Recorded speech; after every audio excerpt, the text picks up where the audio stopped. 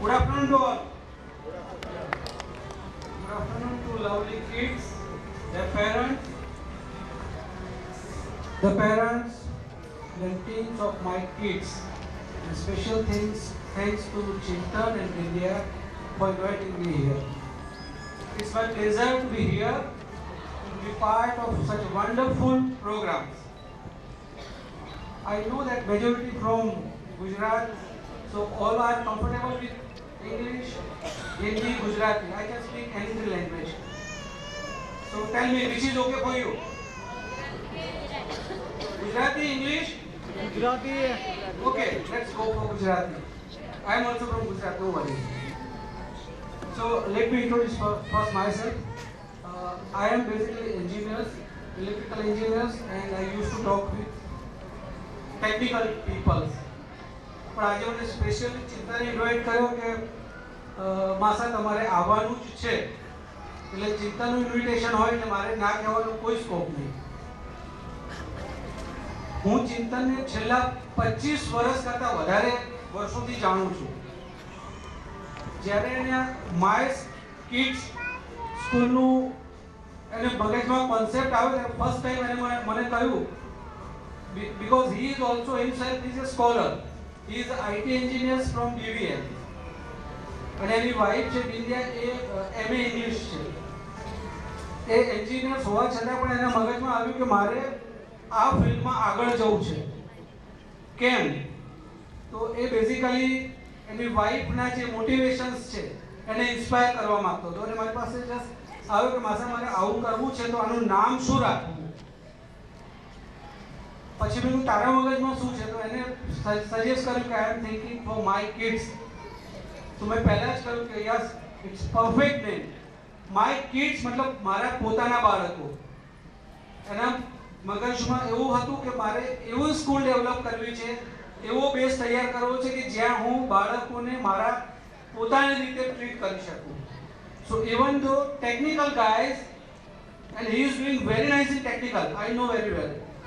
And parallelly he explored this field.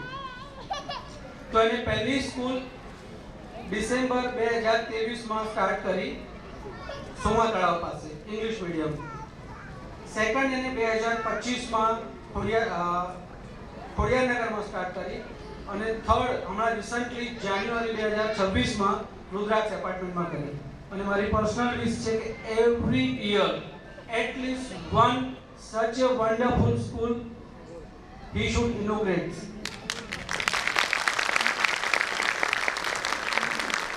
સૌથી પહેલા તો પેરેન્ટ્સ માટે મને ટ્રસ્ટ આપવા માંગુ છું કે your kids is in safe hand.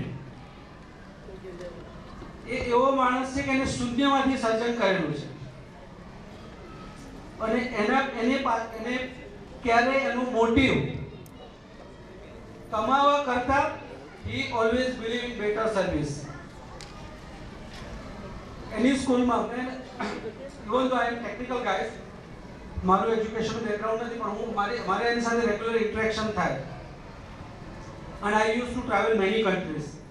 એટલે હું ઘણો ટાઈમ લગભગ પોણા 2 વર્ષ જેવું જર્મનીમાં રહ્યો, અને જર્મનીમાં એવરી વીકેન્ડ હું જે હોટલમાં રહેતો હતો એની બાજુમાં જ વર્લ્ડનું બિગેસ્ટ ટેકનિકલ મ્યુઝિયમ હતું.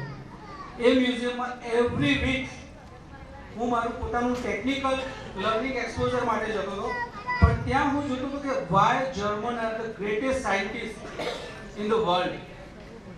તો હું પર્સનલી મારું ઓબ્ઝર્વેશન હતું કે એવરી વીક પેરેન્ટ્સ એમના બાળકો સાથે આવે, અને સ્પેસિફિક જે એક્સપેરિમેન્ટ કરતા હોય એ પણ હું એમની નજીક જઈને ઓબ્ઝર્વ કરું. તો આપણા અહીંના છોકરાઓ 5મા 6માં જે ભણતા હોય એ એક્સપેરિમેન્ટ એ લોકો બેઝિકલી એક્ટિવિટી બેઝ લર્નિંગ જે છે એ લોકો ત્યાં ફોલો કરતા. અહીંયા છોકરાઓ આપણા 6થા ધોરણમાં જે એક્સપેરિમેન્ટ કરે છે એ વસ્તુ છોકરાઓને મેબી 4 या 5 વર્ષના છોકરાઓને લોકો કોન્સેપ્ટથી સમજાવે, એક્ટિવિટી બેઝ. અને એ કોન્સેપ્ટ અહીંયા માય સ્કૂલ કિડ્સમાં તમારે ઇમ્પ્લિમેન્ટ કરે છે.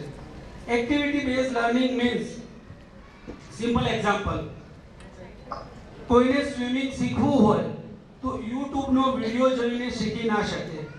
એને સ્વિમિંગ પુલમાં જમ્પ કરવું જ પડે તો જ હાથ પગ ચાલે. કોઈને સાયકલ શીખવી હોય તો યુટ્યુબના વિડીયોથી ન શીખાય. એને સાયકલ પર બેસવું પડે અને કઈ રીતે બેલેન્સ કરવું છે જાતે એક્ટિવિટીથી જ શીખી શકાય. આ રીતના નાના બાળકોમાં કઈ રીતની એક્ટિવિટીથી એમનો ડેવલપ થઈ શકે એ લોકો એક્સપ્લોર કરે છે અને પેરેન્ટ્સના પણ ફીડબેક લે છે. પેરેન્ટ્સના પણ કોઈ સજેશન હોય તો ઇમ્પ્લિમેન્ટ કરે છે. Activity learning is there main મોટો. એ સિવાય મારું અને કાકે ટાઈમ બહુ ઓછો છે એટલે હું વધારે ડિસ્કશન નહીં કરી શકું.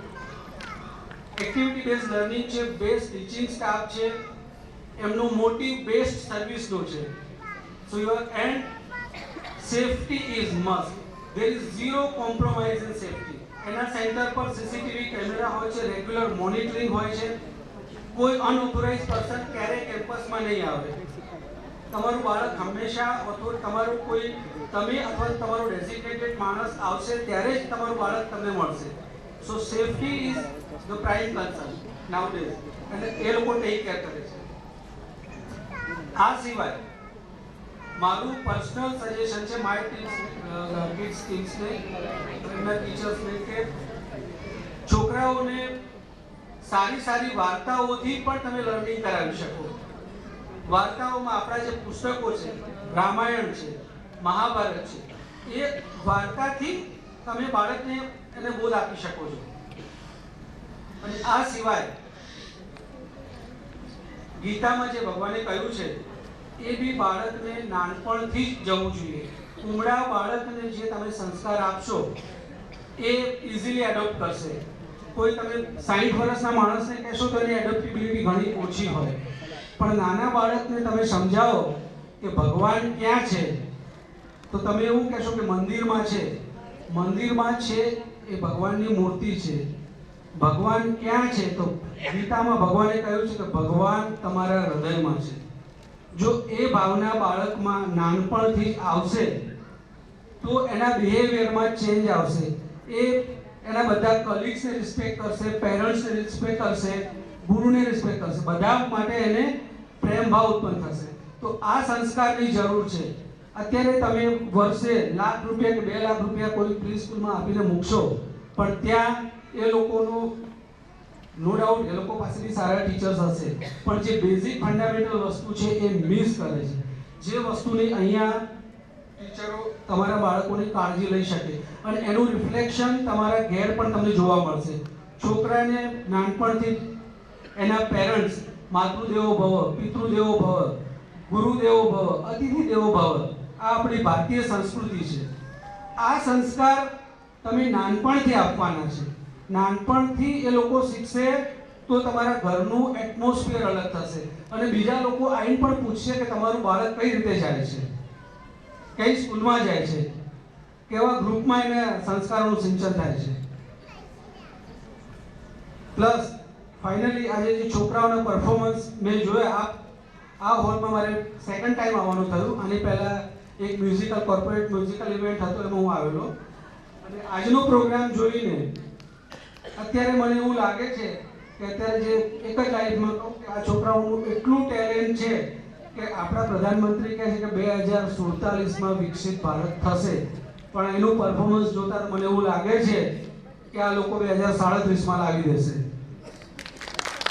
અને અત્યારે હાલ જે ટેરિફની વાત ચાલે છે, લોકોને મતલબ અમેરિકા સુપર પાવર છે, પણ મને કોન્ફિડન્સ છે કે ટ્રમ્પ 50% ટેરિફ લગાવવાનું કહે છે તો આ છોકરાઓ એટલા પાવરફુલ હશે કે અમેરિકાને કહેશે કે અમે તમારા પર 100% tariff લગાવીશું. So it's a very nice event. I will not take more times. And special thanks to Siraj Darbar. 1 મહિના પહેલા જ હું એમના ઇવેન્ટમાં હતો અને જ્યારે અહીંયા હોલમાં એન્ટર થયો તો આટલું હોટ એન્વાયરમેન્ટ ક્યાં છે, પછી ખબર પડી કે અહીંયા સિરાજભાઈ છે તો વાતાવરણ તો હોટ રહેવાનું જ. સો થેન્ક્સ સિરાજ, પ્લીઝ કન્ટિન્યુ.